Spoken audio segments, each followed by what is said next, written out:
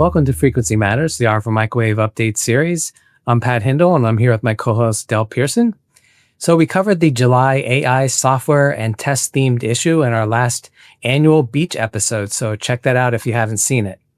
So as a reminder, the cover story for July is high-volume OTA testing of millimeter wave antenna and package modules using ATE test cells, and it was written by Advantest. And this article looks at the development of a high-volume test solution for millimeter wave antenna and package modules using established testing infrastructure, so a good one to check out. So Del, remind us what the technical features were for July. Absolutely. In July, we had a perspective article from Carrie Obadzinski at Times Microwave detailing the importance of distribution in the RF industry.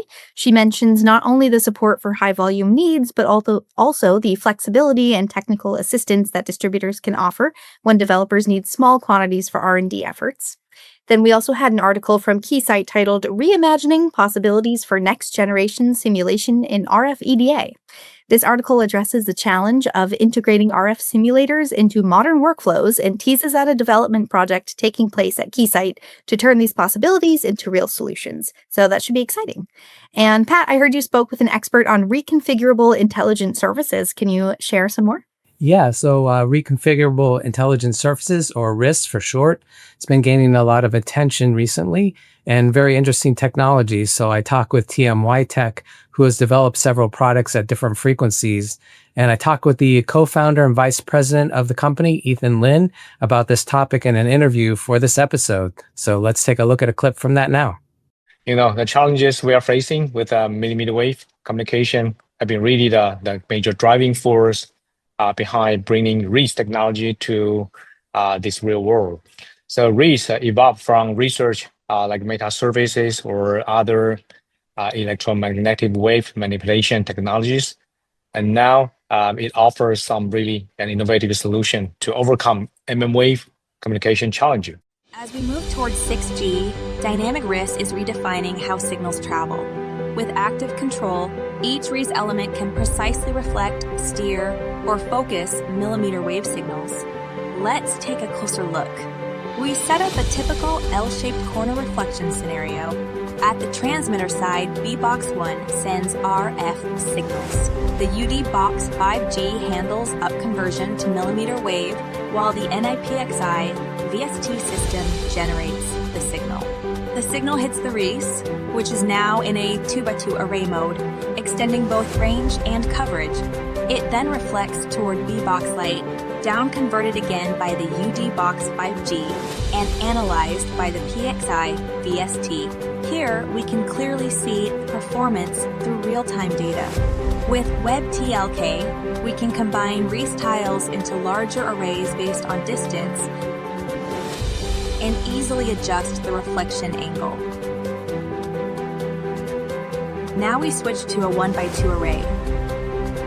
This shows how different setups impact signal behavior and how flexible dynamic RIS can be.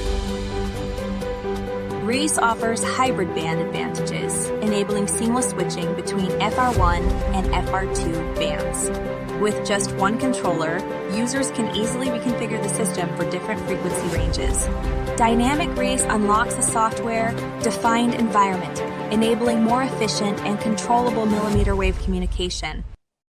Yeah, reconfigurable intelligent services should play a significant role in improving coverage in the future and an interesting technology that we're going to keep following.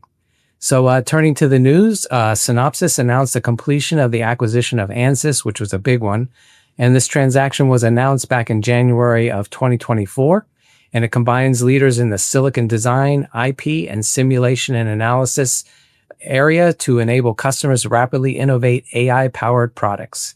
And Synopsys expects to deliver its first set of integrated capabilities in the first half of 2026, and it will fuse multi-physics across the full EDA stack, including multi-die advanced packaging. And then hot off the presses this week, just happened yesterday, was TMYTEK has been acquired by Amphenol, and the details will come more on that later. And this was kind of a rumor at IMS, so it's now confirmed.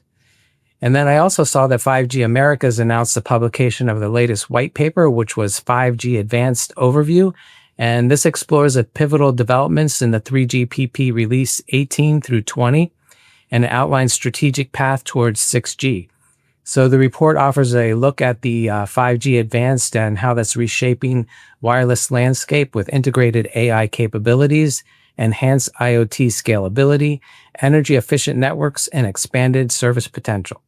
And they also released another white paper, Transforming Industries with Integrated Sensing and Communications on 6G. So both of these can be found on our website in the news section.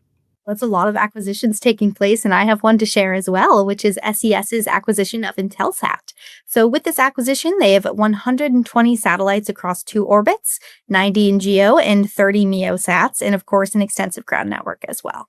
Turning away from some acquisitions, the Delaware Group recently published a forecast report addressing the radio access network, or RAN market. They predict that following 2 years of steep declines, the RAN market will stabilize and stay flat, reaching $160 billion in the 2025 to 2029 forecast period, excluding services. The stabilization will be reached through a few internal fluctuations, with Open RAN, Cloud RAN, and AI RAN offsetting declines from LTE revenues. Finally, for news, we saw an influx of new product introductions around IMS, but they have not stopped. So I'd recommend checking our online news section to learn about new products from Anritsu, Emerson, Keysight, Copper Mountain, and more. And Pat, tell us about your trip over to Canada. Yeah, so I recently attended the IEEE International Symposium on Antennas and Propagation, and also the North American Radio Science Meeting, and that took place in Ottawa. The event encompasses subjects from antenna design and analysis to electromagnetic theory, wireless communications to remote sensing and beyond. And the symposium's co-sponsored by the IEEE APS, the Canadian National Committee, and the U.S. National Committee on the International Union of Radio Science. So all of them are combined together there. And they cover a diverse range of keynote speeches, technical sessions, and interactive workshops covering the topics related to antennas and propagation, and plus has a small exhibition. So we made our way around the exhibition, and I wrote a summary of the event with a photo gallery, so you can find that online on our website, featured on the homepage for this week. We have some great online events coming up as well. September 9th is our AI in RF half-day event, and September 17th is our online panel on millimeter wave technology. We'll have more of these in October and November, plus our EBICon event. So if you're interested in participating as a company, please let us know, and registration will be open soon. I think that wraps up this episode. Our sponsors are RFMW and TMYTEK. RFMW is a technical distributor of RF and microwave products and now power management. When you start your next design, please consider their multiple product lines. TMY Technology delivers breakthrough millimeter wave solutions for 5G and 6G and satellite communication applications and educational organizations. Also remember, as a member of the industry, a subscription to Microwave Journal is free, so please visit our site and subscribe today if you're not already a reader. Please give us a like and subscribe to our channels, and thank you again for watching, and join us next time for Frequency Matters.